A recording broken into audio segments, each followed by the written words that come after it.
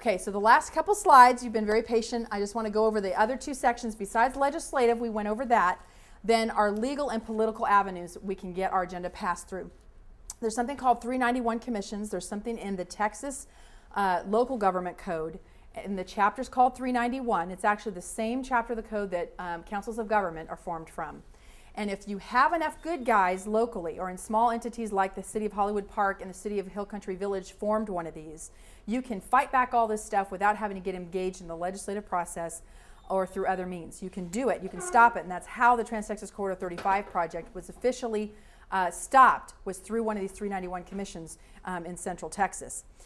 You can also bring lawsuits by law enforcement if you can get the DA or the Attorney General to do it for you, which we've never been able to do, or lawsuits brought by the taxpayers. So there are legal remedies, but they're very slow. And just for your benefit, the lawsuit that we filed back in 2008 to stop TxDOT from using our taxpayer money, the Supreme Court denied our petition. So we are stuck. We have to get some kind of legislative remedy to stop this. And in fact, that means the appeals court decision stands. And the appeals court did something worse than what we started with. They actually say that even though the explicit words in the Texas Government Code prohibit a state agency from using public money to hire lobbyists, including funneling it through a subcontractor, a private entity, political subdivisions, or any other way, now the appeals court says that TxDOT can hire all the lobbyists it wants as long as they subcontract out the lobbying to a subcontractor. So how do we accomplish our agenda? Through the political means that we have. Really the most effective is the 391 commissions because it's a government-to-government challenge. You already know what government thinks of taxpayers. You can have taxpayer challenges to the government in every way, shape, and form, and they'll kick you to the curb. So really it's the government-to-government where it's harder to ignore and where you really have the power. But it doesn't mean that we should just let the political part slide. We have to get after these people at the ballot box. And with next election cycle, having every single state senator up for re-election, this is the time that we have the most leverage that we've ever had over these senators, okay? Because they're going to face the taxpayers in just 2 years' time, okay? So our voter guide and working campaigns is still a key portion of what grassroots advocacy is about. Then our grassroots organizing, pamphleting, giving our flyer brigade where we've just hand out flyers at the intersections where they're proposing toll roads, telling them what's in these contracts. It gets all kinds of people to sign up. We've got robocalls we do. We have banners that we post, all kinds of public speaking to every community group on the planet. We've had several of you go out and do some of those for us too. We've done rallies and marches, and then here's what I call the guerrilla warfare, the public shame game. And this is using new media, social media like Twitter and Facebook and all of that. I hope that you guys have gone to the Texas Turf website and signed up to follow me on Facebook and Twitter, because all during the Capitol and all these hearings, I'll say stuff like, can you believe that Ted Houghton just said, I'm the most arrogant commissioner in the most arrogant state agency in the state of Texas? Or I'll tell them that now they're coming after your property tax, or now they're doing this. You got to get on the phone and try and defeat XYZ bill. Okay, then there's Truth Be Told documentaries. Our wonderful filmmaker, Bill Molina, has done now 4 documentaries that really takes people from 0 to 60 of where the citizens' fight has gone and gets them all riled up to get ready to get on board with us. And then there's all, of course, earned media when we get TV and radio and print interviews, and of course I blog for 2 newspapers now. But really the power is in the local level. It's harnessing local government through something called coordination. There's a federal law, again, that governs the environmental process that has to be done on all road projects involving public federal money, including roads that were, even if they're not using federal money now, if it's a federally funded highway at any point in time, they have to use NEPA. So this is, analyzes the environmental impacts, both the adverse short-term and long-term impacts, and notice how broad this language is, and tell me if all these toll projects, especially the Trans-Texas Corridor, actually abide by this. It's supposed to be the ability to assure the safe, healthful, productive, aesthetically and culturally pleasing surroundings and obtain the widest range of beneficial uses and balance of resources to permit high standards of living and a wide sharing of life's amenities. That's what they're supposed to be examining in these NEPA studies.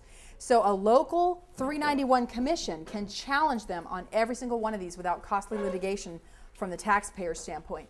Here's different action steps you can do to actually form one of these. We're going to flash this up on the presentation mode for this. We're going to have this linked up on the website so that you can actually read through the details of this. If you have enough good guys on perhaps a local city council within a big city, like in San Antonio, we have the City of Hollywood Park, the City of Leon Valley.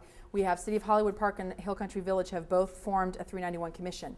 You need 2 governmental entities, either a county and a city, 2 counties or 2 cities, to initially form it, and then you can bring in school districts and other governmental entities who don't have voting powers, but they can still be on it, and really nail down a lot of the what I call the snake oil salesman treatment that you get from these agencies.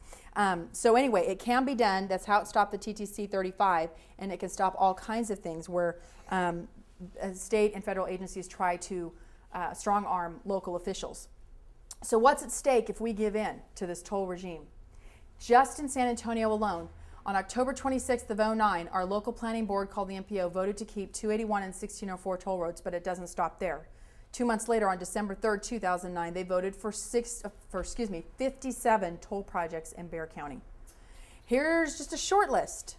Highway 90 from 410 to 211, I-10 from 410 to the county line, all of Loop 1604, 281 from 1604 to the Comal County line, I-37, which is essentially 281 south, from 410 south to the Atascosa County line. Bandera Road still appears in it despite an amendment that supposedly removed it, and just about every interchange in the entire city. I-10, 1604, 281 and 1604, 1604 and 90, 1604 and I-35, and I-35 and 410. That pretty much leaves everything, everything's going to be tolled and leaves nothing as a non-toll. And then all of I-35, this is huge, all of I-35, all the way from Atascosa in the south, all the way up to the Comal County line in the north. And if you piece together the statewide plan, they want to add toll lanes to I-35 all the way to Dallas. That's what's in the plan. And if we don't stop it, this is what's at stake. You will not be able to move anywhere in this state without paying oppressive toll taxation to get anywhere. This is government control of our freedom to travel. That's what this really is. The toll collection is out of control. I could go on and on about that. We can do that in another session if you're interested. But they are trying to get your personal information. They're trying to track you. They're trying to force you into getting a toll tag. In fact, if you don't pay on these all electronic systems, let's just take 121 up in the Dallas-Fort Worth area for Collin County, for instance. As an example, it's all electronic tolling. You have no cash booth. The only way to pay, there's 2 ways. You either buy a toll tag so the government can track pretty much everywhere you go where there's a toll gantry in the state of Texas, and it forces you to buy a certain amount of money and hold it in an account. So you have to pay a certain sum up front to get a toll tag. So a lot of people don't have the means to do that. But you have no cash booth. So what do? They send you a bill. The minimum administrative fee, remember, Republicans aren't taxing you. They're feeing you to death. The fee at this moment in time is $100. Maybe your toll's only $2, but you're going to pay $102. There have been people in Austin that have had 4,000% administrative fines added on to their toll. One lady was fined up to $11,000 when her toll only came to $358. That's what's at stake if we let this toll regime continue. So, 2 more slides. On the local level, we need watchdogs to watchdog our local MPOs because every toll road has to be in an MPO plan. You can stop it there. We need elected leadership on these MPOs, which this bill can help us do.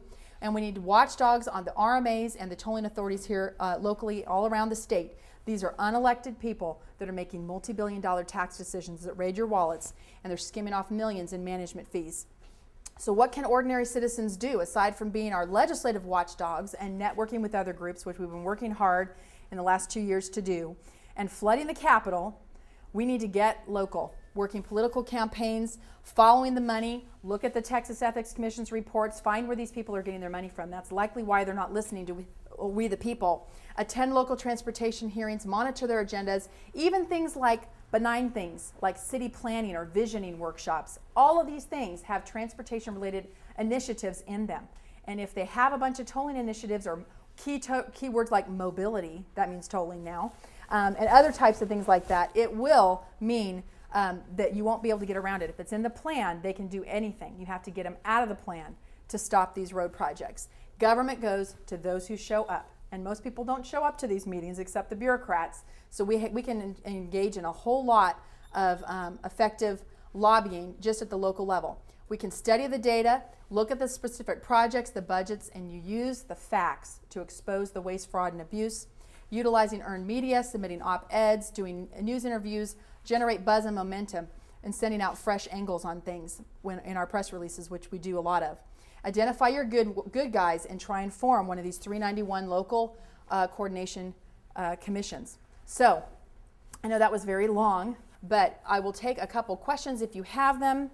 If not, I want to remind everybody to go to texasturf.org.